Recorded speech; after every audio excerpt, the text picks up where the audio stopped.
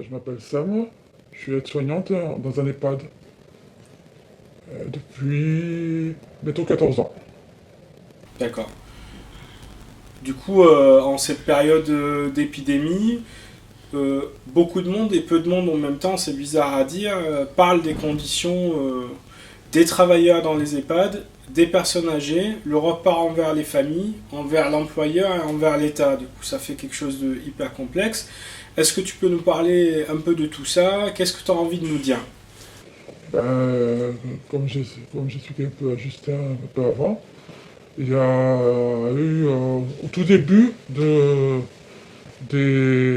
règles gouvernementales quand il a fallu commencer à faire les règles du gouvernement par rapport au Covid, ça a été très difficile.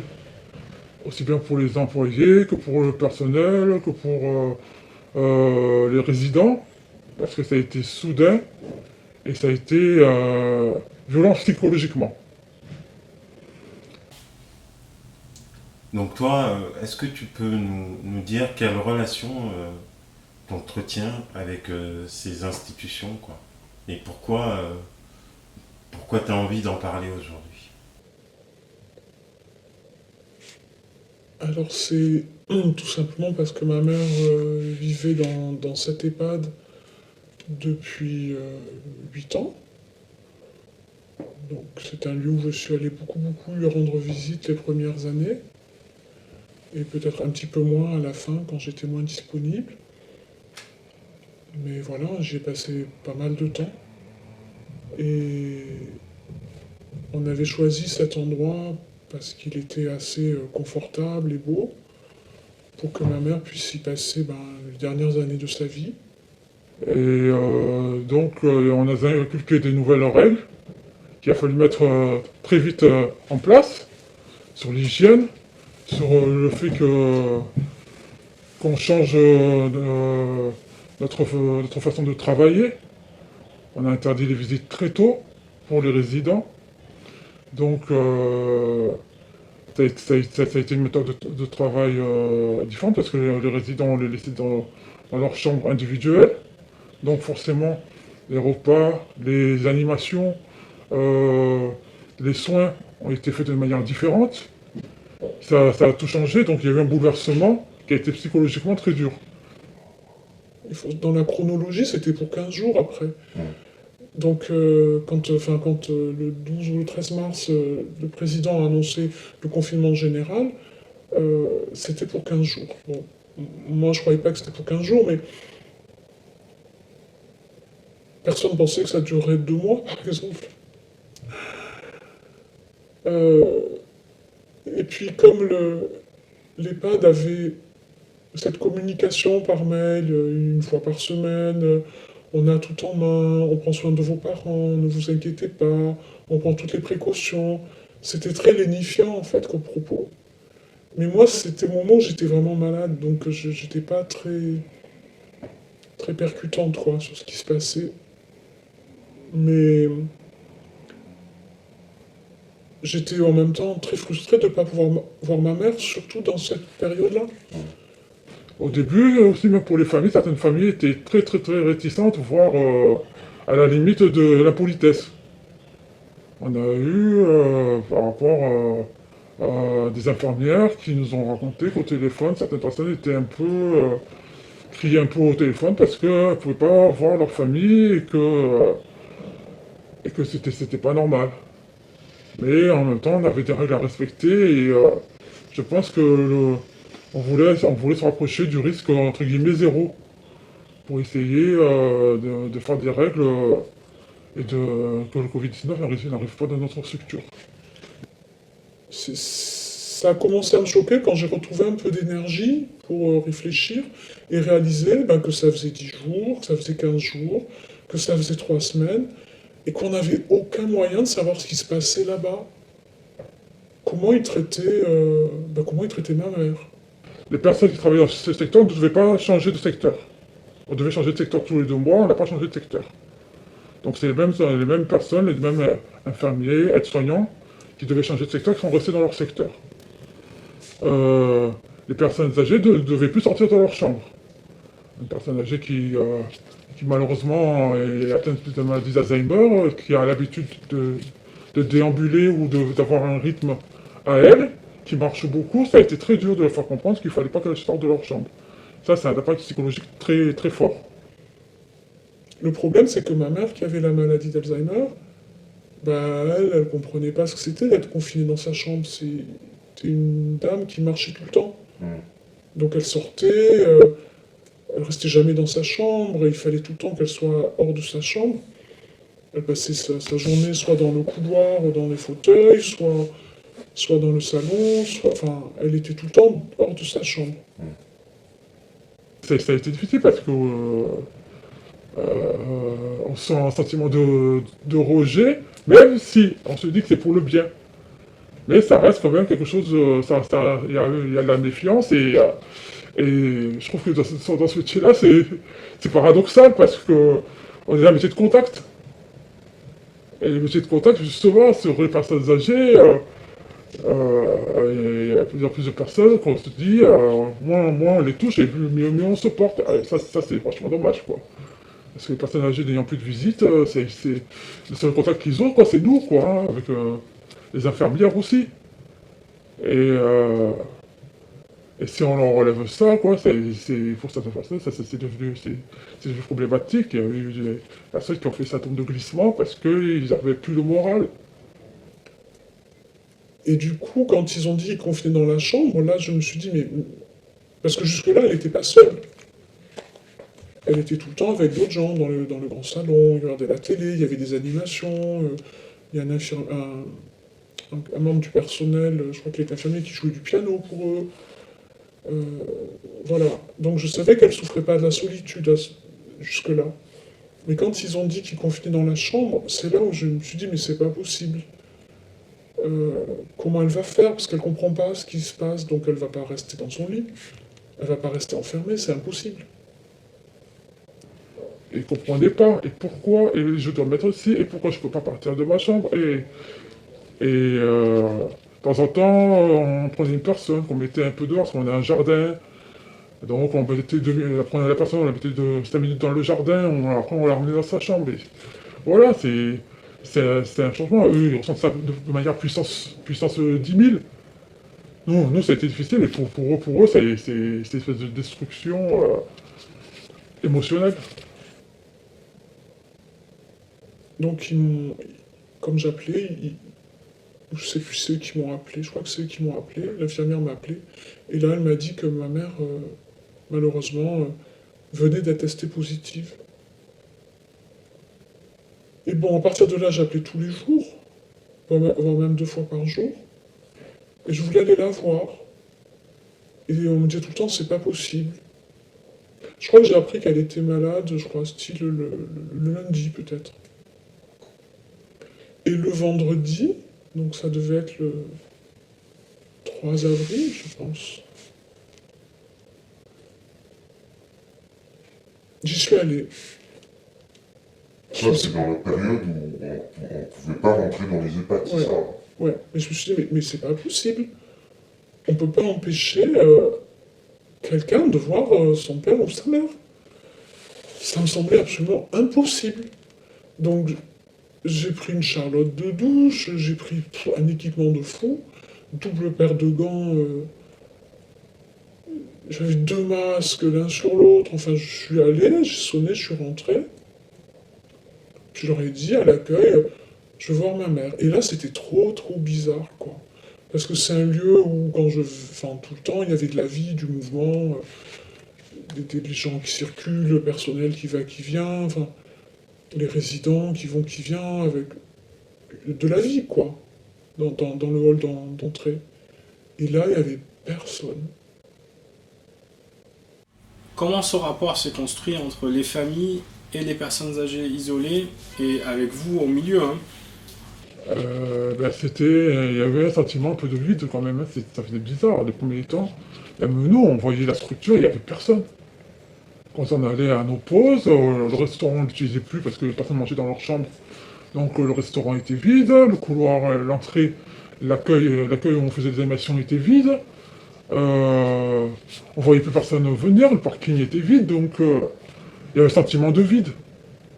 Mais pour tout le monde. Et même si, voilà, on pouvait dire que de temps en temps, ça pouvait nous rapprocher des personnes âgées, mais avec le coronavirus, c'était pas possible. On faisait extrêmement attention parce qu'on savait que quand ils avaient été testés, que c'était tous négatifs, on disait, certaines personnes âgées nous disaient, maintenant, on sait que eux, ils sont négatifs, et c'était nous qui pouvons rapporter le Covid. Donc ça, c'était très dur aussi. Personnes qui avaient leur tête disaient que, voilà, il faut faire attention parce que maintenant, on sait, sinon on est négatif, malheureusement, c'est que les employés, s'il y a un cas, ce sera de notre faute. Et ça, j'ai mal vécu, ça, personnellement, j'ai mal vécu. Donc j'appelle l'après-midi, et je lui demande comment elle va, parce que comme j'appelais tous les 2 jours, j'avais discuté avec pas mal de gens en fait.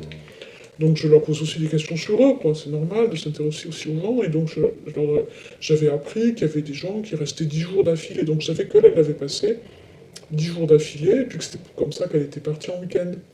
Mais tout à l'heure, tu nous as parlé de la peur que vous aviez de transmettre la maladie, au cas où Oui. vous l'avez, aux personnes âgées à l'intérieur de l'EHPAD. Mais vous sortiez des fois. Ah oui, Vous on prenait rentrez à la maison. Vous rentrez à la On maison. rentre à la maison, on fait nos courses. Bon, alors, comment, dans la tête de quelqu'un qui a cette responsabilité, de ne pas ramener le virus à l'intérieur de l'EHPAD, comment ça se passe au quotidien, quand on est à l'extérieur? Quand tu sors, qu'est-ce qui se passe? La famille manque. Dans nos familles nous manquent, parce qu'on en parle. On dit, moi, j'ai beaucoup de collègues qui disent, ouais, j'ai pas été voir ma mère, j'ai pas été voir mon père, j'ai pas été voir un truc. À cause de ça, À cause de ça. La peur de... La peur de transmettre. Et moi, je sais que ma mère n'habite pas très loin de chez moi. Et je l'ai vue 2 fois, mais de manière très furtive. J'ai amené 2-3 bricoles, j'ai posé sur le sol de l'entrée. Elle les a pris, elle m'a laissé 2-3 trucs et je suis parti. Et ça m'a fait un choc. Le choc, c'est ça. C'était un choc pour moi. De ne pas dire bonjour à ma mère, ça a été très dur. Ne pas faire la bise à ma mère, ne pas être avec ma mère, ne pas manger avec ma mère. Ce que je fais très souvent, 1 fois par semaine, quand je suis de repos. C'était un choc. Et quand je rentrais de chez ma mère, le peu que j'ai fait avec ma mère, une fois que j'étais chez moi, j'en pleurais, quoi. Et après, au fur et à mesure, je me suis un peu habitué, parce que, comme on dit, on s'habitue un peu à tout, le corps humain s'habitue à tout, mais c'est un choc, parce qu'on se dit qu'on est là pour les autres, mais on peut pas aller voir nos proches à nous. Des membres du personnel ont dû rester là en permanence pour protéger contre de contaminer les résidents. Donc je lui demande voilà si elle a retrouvé sa famille. Moi j'étais rassuré puisque pendant tout le week-end on m'avait rassuré. Donc du coup je commence d'abord par l'interroger sur elle. Et comment ça va, vos enfants doivent être contents, enfin voilà. Et puis au bout d'un moment elle me dit par contre vous savez l'état de votre maman se dégrade. Voilà. Et c'est là où d'un coup tout s'effondre, quoi, puisque tout le week-end on m'a rassuré, et en fait non. Et là, vous faites quoi Alors quand elle me dit ça, je lui dis qu'est-ce qui se passe, qu'est-ce qu'elle a? Eh ben, on lui a mis un respirateur pour l'aider à respirer, la fièvre est montée, elle se nourrit plus du tout, on voit bien que ça va pas. Alors là je lui dis écoutez, moi je veux venir. Des personnes qui mangeaient bien volontiers, qui ne mangeaient plus. Des personnes avec qui on pouvait parler, qui étaient positives, qui avaient toujours le sourire, qui ne l'ont plus. Des personnes avec qui on pouvait essayer de plaisanter ou de faire des trucs qui ne font plus. Et en fait, même l'aspect de la santé psychologique chez eux, et même entre guillemets psychiatrique, c'est dégradé, oui, sur certaines personnes, oui. Oui, parce que les personnes qui avaient des capacités qui ne vont plus parce qu'ils ne le font plus. Et comme on avait aussi des kinés extérieurs qui ne venaient plus, donc il n'y a plus d'exercice. Il n'y a plus d'exercice, il n'y a plus de psychomotricité, plus de visites, et c'est une chaîne. Personnes âgées qui ne bougent pas, c'est des personnes qui vont dans la dégradation, c'est clair. Parce que je me disais que si elle me parlait comme ça, que c'était très grave. Puisque, vu qu'ils arrêtaient pas d'être rassurants tout le temps, si elle l'était plus, c'est que c'était très grave. Et donc je dis, bon ben moi maintenant je veux voir ma mère. Mais toujours sans agressivité, mais je veux voir ma mère. Il n'est pas question que je ne vois pas ma mère. Et là, alors j'étais persuadé qu'elle me dirait non, et je ne sais pas ce que j'aurais fait. Je pense que j'y serais allé. De toute façon, j'y serais allé. Mais à ma grande surprise, elle me dit, bon ben je vais demander.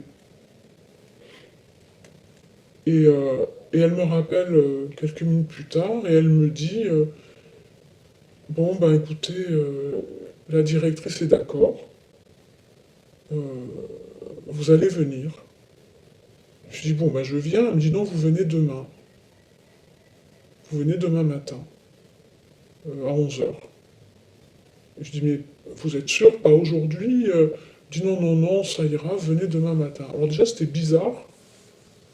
Pourquoi demain matin à 11 heures? Bon, je sais pas. Mais bon, comme j'étais déjà tellement heureuse de pouvoir y aller, mais je lui demandais, mais vous êtes sûr qu'elle sera encore là, quoi? Parce que je comprenais bien que si...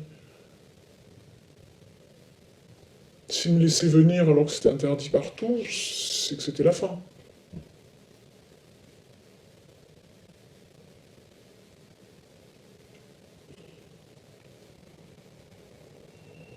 Travailler avec des gens qui sont isolés, des personnes âgées, ou vous êtes senti isolé Oui, parce que on n'a pas de contact, donc on n'a pas de contact. En dehors, on fait un travail où on ne peut plus avoir de contact, très peu, parce qu'on est obligé quand même de faire des soins. Et voilà, c'est un esprit, c'est être soignant, comme beaucoup de métiers dans le soin, c'est une vocation. Moi, ça va faire depuis 2006 que je suis aide-soignant. J'ai eu mon diplôme, hein, donc je le faisais déjà un peu avant. Et, et voilà, c'est une vocation. Et quand on vous enlève la base de votre vocation, vous le faites, mais c'est plus pareil. Et dans ce cas-là, vous vous sentez isolé, on se sent pas bien parce qu'on se dit que on fait quand même bien notre travail et on se dit après on se dit bon de toute façon c'est comme ça, il faut se faire une raison parce que c'est pour leur bien, mais ça travaille beaucoup, ça cogite beaucoup. Et c'est pas évident. Après, je dis pas que de temps en temps, quand même que j'ai une personne âgée qui a envie de me toucher un peu, je la laisse faire parce que plus tard, ils ont que ça et je peux pas leur en vouloir et je peux pas leur dire non, non, non, non, me touchez pas. C'est pas possible. Et bon, bah j'y vais. Et puis, je sonne à la porte. Il m'avait dit qu'il fallait que je sonne et qu'il m'attendrait à la porte. Il fallait pas que je rentre sans eux. Et puis quand je rentre, dans ce grand hall, comme ça, avec les magnifiques lustres et tout, les beaux meubles et tout ça, mais totalement vide. Il y a... L'infirmière arrive et puis un autre... après, enfin le sophrologue. Ils étaient tous équipés, évidemment, des pieds à la tête, un peu comme des soignants, quoi. Et ils me mettent une charlotte, le masque, les gants, la surblouse. Et ils m'emmènent. Donc je monte au premier étage et tout était désert, sauf qu'il y avait des cartons d'équipements de santé partout, quoi. Des cartons partout, de masques. Et ça faisait vraiment, je sais pas moi, un lieu de guerre, quoi. Est-ce que pour vous, le gouvernement est responsable de la dégradation des conditions de travail et de vie dans les EHPAD, Oui. Pour les soins. pour les personnes âgées et pour les familles? Ah oui, déjà même avant le coronavirus, on faisait des manifestations. Beaucoup. Moi j'ai participé à des manifestations. Dans les rues, quand je pouvais descendre et tout à Marseille, j'étais souvent assis sur le port à manifester. J'ai rencontré des gens qui travaillent dans les EHPAD, je connais qui travaillent. Moi, je connais des personnes, des aides-soignants qui travaillent à Édouard Toulouse, des trucs comme ça et tout, qui sont soignants, infirmières. ou même des personnes qui travaillent plus, mais qui étaient infirmières, etc. Et oui, ah oui, oui, parce que on voit le résultat maintenant. On voit le résultat. Il y a eu une crise. Résultat, on a attendu. Résultat, il y a 23 000 morts. Alors, 23 000 morts ne sont pas tous dans les EHPAD, mais il y en a eu. Il y en a eu. Et ça, tout ça c'est relié à beaucoup de choses. Le manque de personnel, le manque de matériel, le manque... voilà, c'est parce qu'on ne veut pas embaucher. On leur a dit depuis l'année dernière, les manifestations qu'il y a quasiment toutes les semaines, qu'il y a eu toutes les semaines, sur le Vieux-Port, avec des personnes qui venaient, on leur disait, on nous faut des moyens, arrêtez de fermer les lits, arrêtez. Il va y avoir une catastrophe, on leur a dit. On leur dit. Et on se faisait gazer, je me suis fait gazer une fois. Et quand on avait fait le dossier d'inscription, il nous avait posé la question s'il y a un problème, et on avait donc signé une attestation qu'on ne voulait pas d'acharnement thérapeutique si notre mère était en fin de vie. On voulait qu'elle parte en douceur, quoi. Et donc là, le médecin me demande, donc je vais lui donner de la morphine, vous êtes d'accord? Je dis oui. Vous voulez... Je ne me rappelle plus trop les mots précis, parce que c'était confus. c'était confus. Moi, j'avais l'impression d'une espèce d'aquarium glauque, à cause de la luminosité, le rideau de ma mère, qui était bleu, ça faisait enfin bon, une lumière, un peu... Toute l'ambiance, le silence, enfin, le sentiment d'une espèce de catastrophe dans l'air, enfin... Et puis la souffrance, le chagrin de l'avoir mal, enfin, tout ça. Donc, elle me dit ça, vous voulez pas qu'elle souffre, c'est ça? Je dis oui, on veut pas qu'elle souffre. Je dis bon, ben, voilà, ben sortez, je vais lui faire l'injection de morphine. Je sors, j'attends dans le couloir,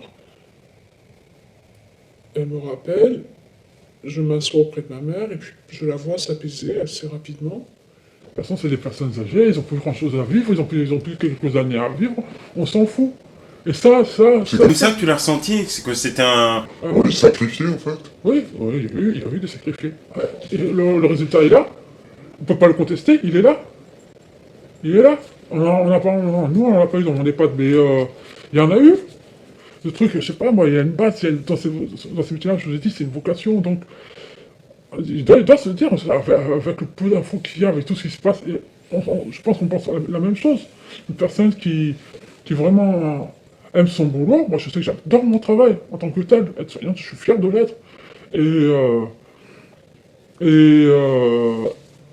On peut pas se dire, oh, ça va. Non, ça va pas. Non, je suis désolé, c'est pas possible. Ça va pas. L'État est responsable. On leur a dit, on leur a donné le signal. On a prévenu. Arrêtez de... Donnez-nous les moyens. Elle n'ouvrait pas les yeux, elle semblait dormir, et bon, puis voilà, je lui parlais, je lui racontais des choses, des fois je restais en silence, des fois je pleurais, des fois...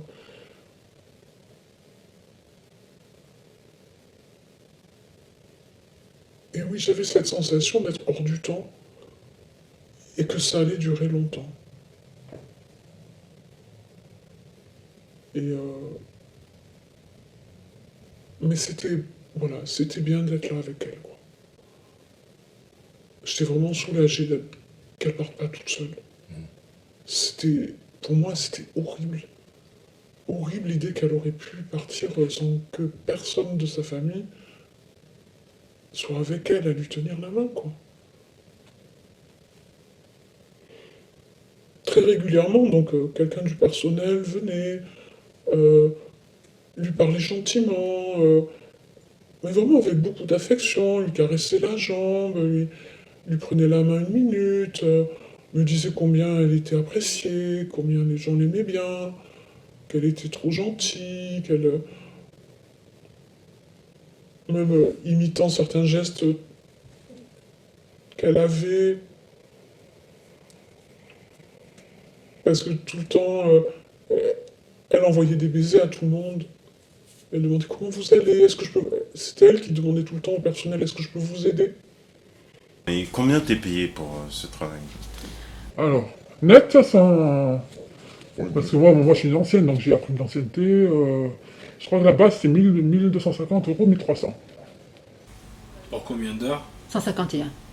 Et là, pendant un temps de la pandémie, t'as bossé beaucoup plus, ton Oui. Ouais. il a augmenté. J'ai eu un peu plus parce que les heures supplémentaires sont majorées. Donc, c'est-à-dire que au-delà, je fais par exemple, je sais pas moi, une dizaine d'heures, elles sont payées à 25% de plus, et au-delà, c'est 50%. Donc, oui, par exemple, ce mois-ci, j'ai pas mal cumulé, j'ai été à pas loin de 1800 euros. 1800 euros. Parce que j'ai fait 40 heures supplémentaires avec l'ancienneté et la gratuité des repas, donc ça, j'ai pu atteindre quasiment 1800 euros. 1800 euros. 1800 euros pour, Pour- pour 180 heures du travail. Ouais. Le risque de Ah oui. choper la maladie, de la Ah oui. transmettre, la pression, l'isolation et tout ça. Manque de masque, enfin bref, tout quoi. 1800 euros. Le salaire de la peur. Ouais, c'est pas ça, comme le film, le salaire de la peur. Transporter des trucs, là. La peur, ça explose. Ça faisait un peu plus de 3 heures que j'étais là et quelqu'un rentre dans la chambre, un soignant rentre dans la chambre. Alors, ma mère était calme, il se passait vraiment rien de spécial, quoi. Elle avait pas l'air de souffrir, elle était vraiment tranquille. Donc un soignant rentre et passe de l'autre côté du lit, là où il y avait le pied à perfusion, et puis me parle gentiment à ma mère, lui caresse le visage, me rappelle comment elle est gentille, etc. Et que tout le monde l'aime. Et elle met une seringue, elle branche une seringue sur le tuyau là, de la perf, et puis elle pousse la seringue pour faire passer le produit dans le tuyau, et elle m'explique qu'elle donne un calmant. Je donne un calmant. Et moi, j'ai cru que c'était de la morphine, que c'était la deuxième dose de morphine. Est-ce que c'est de l'incompétence ou est-ce que c'est du mensonge? Moi, je pense que c'est un peu des deux. C'est un peu des deux. Vous voulez qu'il y a un risque, une maladie, je sais pas moi, demain, je vous vois, je vous dis, fais attention, il y a la grippe, protège-toi, ça peut être mortel. Voilà, je sais que demain, on me dit, la grippe, protège-toi, c'est mortel. Moi, je sais que je me fais vacciner contre la grippe tous les ans, hein, donc, voilà, je sais que si je peux protéger tout le monde, je protège tout le monde. Et j'anticipe, il y a des vies, on est quasiment à 26 000, 27 000 morts. Voilà, Et donc, je demande à la soignante, je dis, mais... ah, c'est de la morphine. Alors qu'elle avait dit calmant. Je dis, ah, vous donnez de la morphine? Et là, alors, est-ce que c'est de l'interprétation? Je sais pas. De ma part. J'ai eu l'impression qu'elle hésitait. Et qu'elle réalisait que j'avais pas compris, en fait, ce qu'elle faisait. Et donc, là, elle dit, c'est un calme. Oui, oui, c'est de la morphine. Quelque chose comme ça, quoi. Cet ordre-là. Oui, oui, c'est de la morphine. Comme si elle voulait me rassurer. Moi, je trouve qu'il y a une gouvernance, bien sûr, mensongère. Ils ont caché beaucoup de choses. Et je pense qu'ils ont dû faire les choses, mettre les masques et les tests en application, vraiment au dernier moment, parce qu'ils se sont dit, de toute façon, on n'a plus le choix. Les gens savent, et on ne peut plus les prendre pour des cons. Donc, on va le faire parce que sinon, on va se faire dégommer. De toute façon, c'est clair et net. Là, les gens sont dans une grande colère. Il y a peut-être beaucoup de gens qui ont perdu un membre de leur famille ou qui connaissent. Alors, on en est venu à un truc qui est irréversible et on peut pas rester les bras croisés à juste écouter les informations, c'est impossible. Elle allait commencer à suffoquer. En fait, elle suffoquait pas avant qu'on lui donne le truc. Et elle me dit, regardez son souffle. Et moi, enfin, je me dis, c'est quoi? Qu'est-ce qui se passe? Et je vois ma mère, voilà, comme si elle n'arrivait pas à prendre une profonde respiration, et comme si sa respiration s'arrêtait, puis repartait très lentement.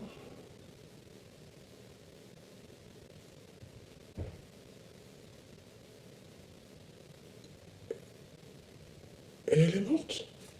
En 2 minutes.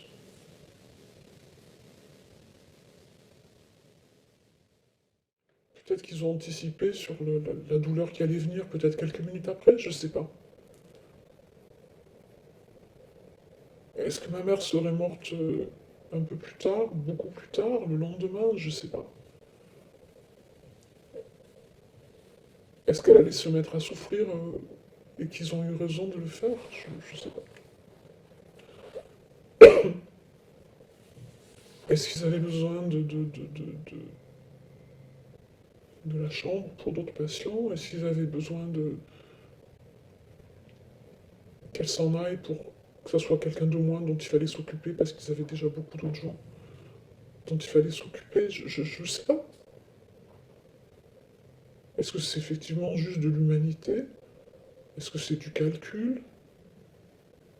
Est-ce que c'est les deux? Je sais pas.